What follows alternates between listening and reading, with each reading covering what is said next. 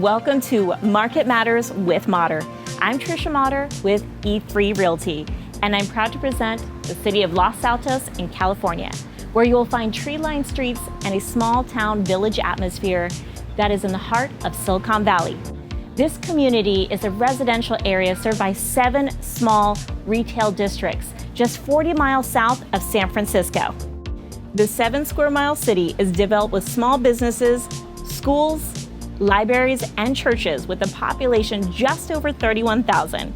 Fun fact, in 1982, Los Altos became a leader in recycling programs when it began curbside residential collection. Since then, it has continued to grow. Featuring top schools and amenities with a connected community, it is no wonder people love living here. Now let's talk about the market, the data, and a property highlight.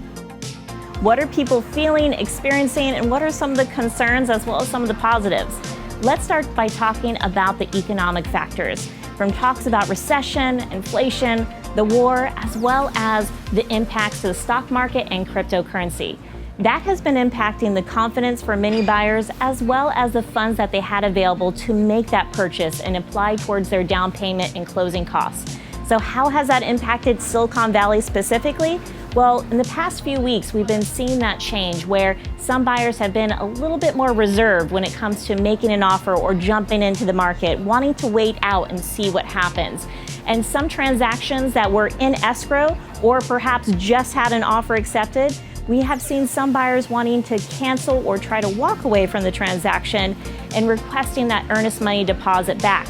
Some as soon as 24 hours after acceptance before getting that deposit in, which they did not realize sometimes the seller can pursue and go after for liquidated damages, which can be up to 3% of a purchase price if the seller does not sell the home for that same price or more. And then for those that were in escrow just a few days before closing that had major impacts to their funds in the stock market and cryptocurrency, found that, well, gee, this close to it, can I walk away and is it worth it? Some facing $70,000 or more in loss of a deposit or proceeding to go ahead with the closing.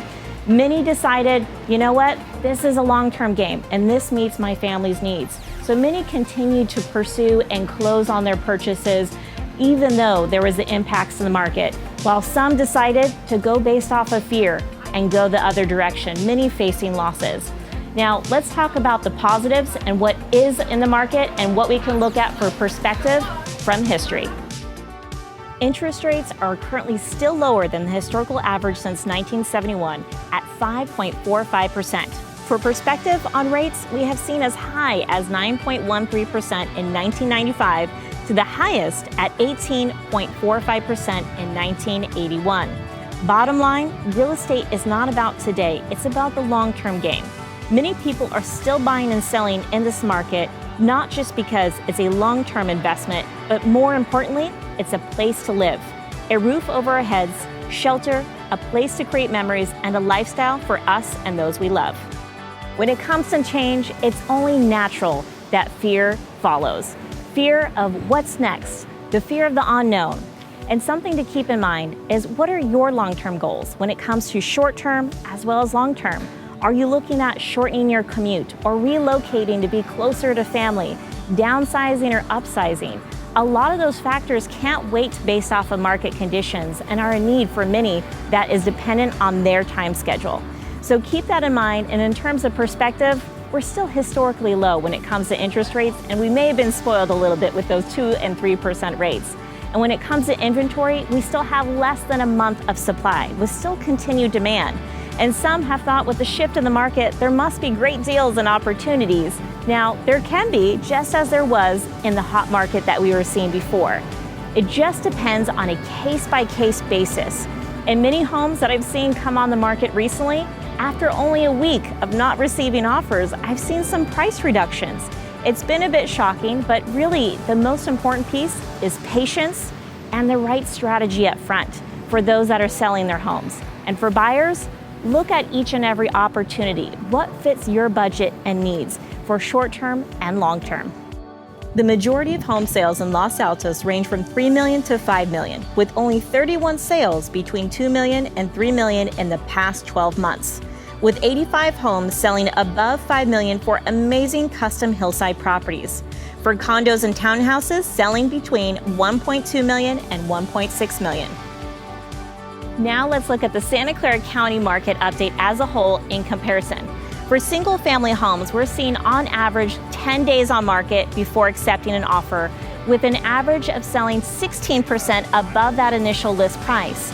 And for the condos and townhouses, we're seeing again an average 10 days on market before accepting an offer and selling 11% above that initial list price.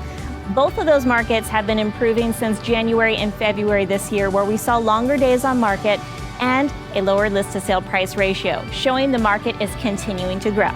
For a property spotlight, Ashley, she and I recently just closed on a home at 883 Jordan Avenue here in Los Altos and the Normandy Place community.